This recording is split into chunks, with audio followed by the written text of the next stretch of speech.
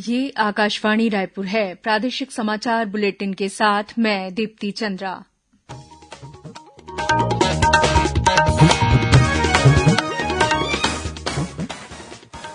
और अब पेश है आज के मुख्य समाचार। खैरागढ़ उपचुनाव के लिए कांग्रेस ने यशोदा वर्मा को अपना उम्मीदवार बनाया। नामांकन दाखिल करने की अंतिम तिथि 24 मार्च है। राज्य विधानसभा का बजट सत्र निर्धारित तिथि से 3 दिन पहले आज ही संपन्न हो गया। सत्र के अंतिम दिन विधानसभा अध्यक्ष ने बीज निगम द्वारा ब्लैक लिस्टेड फर्म को भुगतान किए जाने के मामले की जांच विधानसभा की समिति से कराए जाने की घोषणा की। आज विश्व जल दिवस है। प्रधानमंत्री ने पानी की एक एक बूंद बचाने का किया आह्वान। और छत्तीसगढ़ सहित विभिन्न राज्यों में लोगों के साथ करोड़ों रुपए की ठगी करने के मामले में दुर्ग पुलिस ने फर्जी कॉल सेंटर का पर्दाफाश कर 4 आरोपियों को नई दिल्ली से गिरफ्तार किया। अब समाचार विस्तार से। कांग्रेस ने खैरागढ़ उपचुनाव के लिए यशोदा वर्मा को अपना उम्मीदवार घोषित किया है। इस संबंध में पार्टी के महासचिव मुकुल वासनिक ने पत्र जारी कर दिया है। श्रीमती वर्मा खैरागढ़ ब्लॉक कांग्रेस कमेटी की अध्यक्ष हैं। वे राजनांदगांव जिला कांग्रेस कमेटी की उपाध्यक्ष भी हैं। प्रत्याशी चयन के लिए कांग्रेस चुनाव समिति की बैठक में 24 दावेदारों के नाम सामने आए थे। इनमें से 7 नामों को केंद्रीय चुनाव समिति के समक्ष भेजा गया था, जहां यशोदा वर्मा को पार्टी प्रत्याशी चुना गया। वहीं खैरागढ़ उपचुनाव के लिए प्रदेश कांग्रेस ने चुनाव संचालन समिति का गठन भी किया है। समिति में मंत्री रविन्द्र चौबे, कवासी लखमा और राज्य पर्यटन मंडल के अध्यक्ष अटल श्रीवास्तव तथा राजनांदगांव जिला कांग्रेस कमेटी के अध्यक्ष पद्म कोठारी को जिम्मेदारी दी गई। दूसरी ओर भारतीय जनता पार्टी में भी खैरागढ़ उपचुनाव के लिए प्रत्याशी चयन को लेकर मंथन का दौर जारी है। वहीं जनता कांग्रेस छत्तीसगढ़ में भी इस उपचुनाव के लिए प्रत्याशी चयन को लेकर आज एक बैठक हुई। इसमें टिकट दावेदारों की अंतिम सूची तय कर ली गई है। पार्टी ने प्रत्याशी चयन का अंतिम निर्णय पार्टी सुप्रीमो रेणु जोगी पर छोड़ा है। इस बीच खैरागढ़ उपचुनाव के लिए नामांकन पत्र भरने की प्रक्रिया जारी है। अब तक केवल एक ही अभ्यर्थी ने नामांकन पत्र जमा किया है। नाम निर्देशन पत्र दाखिल करने की अंतिम तिथि 24 मार्च है। 25 मार्च को नामांकन पत्रों की जांच होगी और 28 मार्च तक उम्मीदवार अपना नाम वापस ले सकेंगे। छत्तीसगढ़ राज्य विधानसभा के बजट सत्र का आज समापन हो गया। निर्धारित कार्यक्रम के अनुसार यह बजट सत्र 25 मार्च को संपन्न होना था, लेकिन सभी शासकीय कार्य संपन्न हो जाने के कारण इस सत्र का आज ही समापन कर दिया गया। गौरतलब है कि यह बजट सत्र 7 मार्च से शुरू हुआ था। 9 मार्च को मुख्यमंत्री भूपेश बघेल द्वारा आगामी वित्तीय वर्ष के लिए बजट पेश किया गया था। सत्र अवसान के अवसर पर अपने संबोधन में विधानसभा अध्यक्ष डॉक्टर चरणदास महंत ने बताया कि सत्र के दौरान विनियोग विधेयक सहित 4 विधेयक पारित किए गए। विधानसभा अध्यक्ष ने वर्ष 2021 के लिए उत्कृष्ट विधायक के रूप में सत्तापक्ष की ओर से संतराम नेताम और प्रतिपक्ष की ओर से अजय चंद्राकर के नाम की घोषणा की। साथ ही उत्कृष्ट संसदीय पत्रकार पुरस्कार के लिए यशवंत धोटे और उत्कृष्ट इलेक्ट्रॉनिक मीडिया संसदीय पत्रकार के लिए जुल्फिकार अली तथा शशिकांत वर्मा के नाम की घोषणा की। डॉक्टर महंत ने बताया कि आगामी मानसून सत्र जुलाई माह के द्वितीय सप्ताह में संभावित है। इससे पहले राज्य विधानसभा में आज विधानसभा अध्यक्ष डॉक्टर चरणदास महंत ने बीज निगम द्वारा ब्लैक लिस्टेड फर्म को भुगतान किए जाने के मामले की जांच विधानसभा की समिति से कराए जाने की घोषणा की। सदन में नेता प्रतिपक्ष धरमलाल कौशिक ने डीएनए टेस्ट के बिना हाइब्रिड धान और हाइब्रिड मक्का बीज प्रदान करने वाली कंपनी को भुगतान किए जाने का मुद्दा उठाया।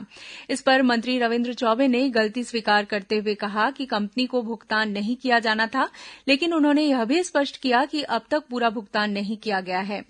वरिष्ठ सदस्य अजय चंद्राकर, शिवरतन शर्मा और सौरभ सिंह ने इस मुद्दे पर सत्तापक्ष को घेरते हुए जांच की मांग की। जवाब में मंत्री श्री चौबे ने सदन को भरोसा दिलाया कि किसानों के मुद्दे पर किसी तरह की गड़बड़ी बर्दाश्त नहीं की जाएगी। उन्होंने इस मामले की जांच की मांग स्वीकार करते हुए कहा कि दोषियों पर कार्रवाई की जाएगी। वहीं सदन में आज विपक्षी सदस्यों ने मीसाबंदियों को फिर से पेंशन देने की मांग को लेकर हंगामा किया। इसके चलते सदन की कार्यवाही 5 मिनट के लिए स्थगित करनी पड़ी। शून्यकाल में भाजपा सदस्यों ने मीसाबंदियों की पेंशन बहाली के मुद्दे पर स्थगन के जरिए चर्चा की मांग की। सदस्य अजय चंद्राकर ने कहा कि न्यायालय के फैसले के बाद भी मीसाबंदियों को पेंशन का लाभ नहीं दिया जा रहा है।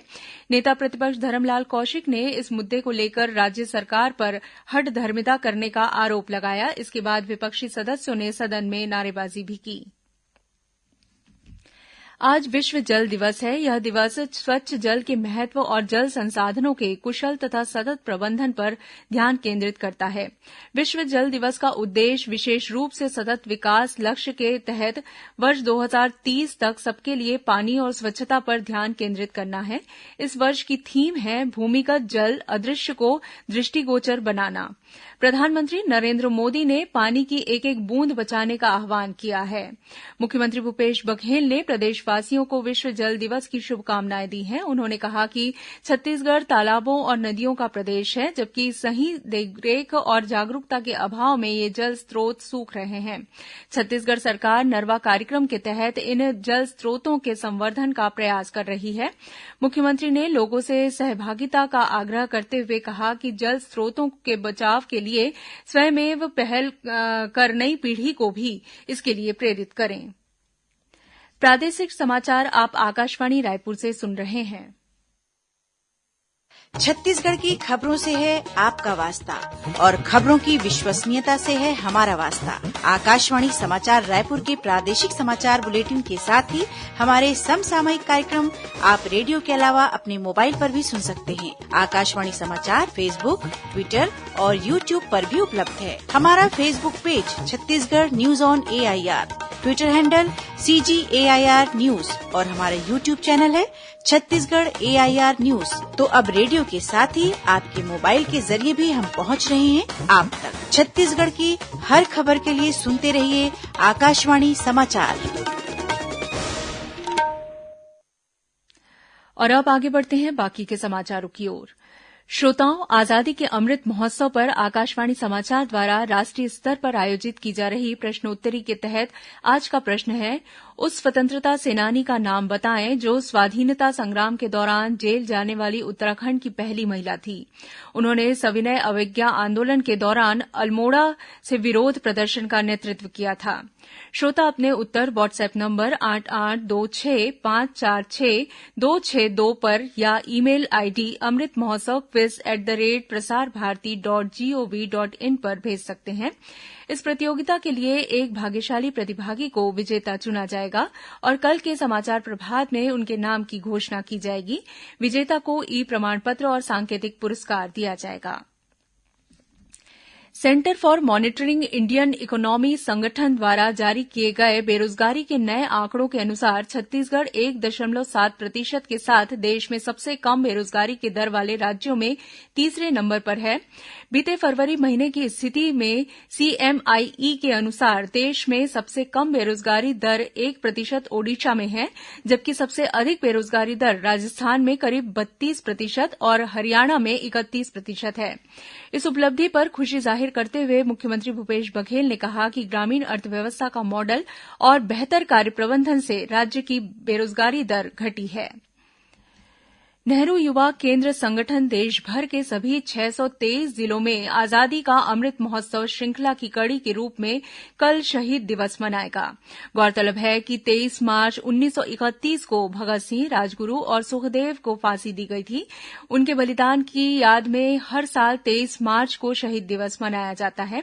युवा मामलों के मंत्रालय ने कहा है कि इस दिवस का आयोजन नेहरू युवा केंद्र क्रांतिकारियों को श्रद्धांजलि देने के लिए कर रहा है।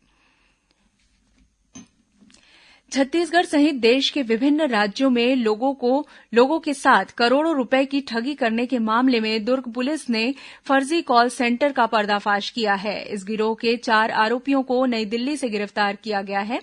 जिले के वरिष्ठ पुलिस अधीक्षक बद्रीनारायण मीणा ने एक पत्रकार वार्ता में बताया कि इस गिरोह ने ग्रुप इंश्योरेंस का झांसा देकर भिलाई के एक बुजुर्ग से 16 लाख रुपए की ठगी की थी।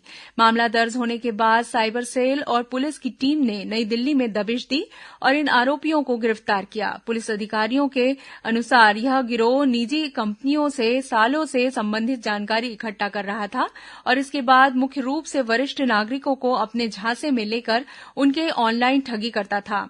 आरोपियों के पास से अलग अलग बैंकों के खाते मिले हैं। दाऊ वासुदेव चंद्राकर कामधेनु विश्वविद्यालय के सहयोग से दुर्ग जिले के पुरई गांव में राष्ट्रीय सेवा योजना इकाई द्वारा 7 दिवसीय विशेष शिविर का आयोजन किया जा रहा है। इस शिविर के माध्यम से विद्यार्थी ग्रामीणों को कोरोना से बचाव के लिए टीकाकरण कराने के प्रति जागरूक कर रहे हैं। साथ ही श्रमदान कर गांव की सफाई और वृक्षारोपण किया जा रहा है। पुरई गांव में 24 मार्च को स्वास्थ्य शिविर लगाकर ग्रामीणों के स्वास्थ्य की जांच की जाएगी। और अब पेश है मौसम का हाल। मौसम विभाग के अनुसार प्रदेश में दक्षिण से नमीयुक्त हवा आ रही है। इसके कारण राज्य के 1-2 स्थानों पर अगले 24 घंटों के दौरान गरज चमक के साथ छींटे पड़ सकते हैं। वहीं उत्तरी छत्तीसगढ़ के कुछ स्थानों में हल्के बादल छाए रह सकते हैं। अब कुछ अन्य खबरें संक्षेप में। भारत निर्वाचन आयोग द्वारा संचालित राष्ट्रीय मतदाता जागरूकता प्रतियोगिता माई vote is my future power of in one vote में प्रविष्टि प्रेषित करने की अंतिम तिथि बढ़ाकर 31 मार्च कर दी गई है। जिला रोजगार और स्वरोजगार मार्गदर्शन केंद्र रायपुर द्वारा कल 23 मार्च को पुराना पुलिस मुख्यालय परिसर में प्लेसमेंट कैंप का आयोजन किया जाएगा। विश्व वन दिवस के मौके पर सीजी बटालियन एनसीसी दुर्ग द्वारा पुलगांव स्थित बाल सुधार गृह में पौधारोपण किया गया। कबीरधाम जिले के पुलिस अधीक्षक लाल उमेद सिंह ने अवैध शराब बिक्री के बाद आरोपियों से रुपए लेकर मामले को दबाने के आरोप में 6 पुलिसकर्मियों को निलंबित कर दिया है। दुर्ग जिले में लचर कानून व्यवस्था का आरोप लगाते हुए भारतीय जनता युवा मोर्चा के पदाधिकारियों ने आज अतिरिक्त पुलिस अधीक्षक के दुर्ग स्थित कार्यालय का घेराव किया। जांजगीर चांपा जिले के शिवरीनारायण में आगामी 8 अप्रैल से राज्य स्तरीय मानस मंडली रामायण गायन प्रतियोगिता आयोजित की जाएगी। विश्व टीबी दिवस के उपलक्ष्य में इस बीमारी से बचाव के प्रति लोगों को जागरूक करने के उद्देश्य से दुर्ग जिले में टीबी प्रचार रथ रवाना किया गया है। कवर्धा में 30 और 31 मार्च से आयोजित किए जाने वाले भोरमदेव महोत्सव की तैयारियां शुरू हो गई हैं। बस्तर जिले के 8 मजदूरों को जिला प्रशासन की पहल पर तमिलनाडु के कार्यस्थल से सकुशल छुड़ाकर लिया गया। बलौदाबाजार जिले में कसडोल थाना क्षेत्र के एक खेत में 2 स्कूली बच्चों का शव मिला है। पुलिस के अनुसार दोनों बच्चों की हत्या की गई है। ये बच्चे बीते रविवार से लापता थे। और जांजगीर चांपा के सक्ती क्षेत्र के अमलीडीहा गांव में एक हाथी घुस गया है। वन विभाग ने ग्रामीणों को सतर्क रहने को कहा है। अंत में मुख्य समाचार एक बार फिर। खैरागढ़ उपचुनाव के लिए कांग्रेस ने यशोदा वर्मा को अपना उम्मीदवार बनाया। नामांकन दाखिल करने की अंतिम तिथि 24 मार्च है। राज्य विधानसभा का बजट सत्र निर्धारित तिथि से 3 दिन पहले आज ही संपन्न हो गया। सत्र के अंतिम दिन विधानसभा अध्यक्ष ने बीज निगम द्वारा ब्लैक लिस्टेड फर्म को भुगतान किए जाने के मामले की जांच विधानसभा की समिति से कराए जाने की घोषणा की। आज विश्व जल दिवस है। प्रधानमंत्री ने पानी की एक एक बूंद बचाने का किया आह्वान। और छत्तीसगढ़ सहित विभिन्न राज्यों में लोगों के साथ करोड़ों रुपए की ठगी करने के मामले में दुर्ग पुलिस ने फर्जी कॉल सेंटर का पर्दाफाश कर 4 आरोपियों को नई दिल्ली से गिरफ्तार किया। इसी के साथ प्रादेशिक समाचार बुलेटिन समाप्त हुआ। नमस्कार।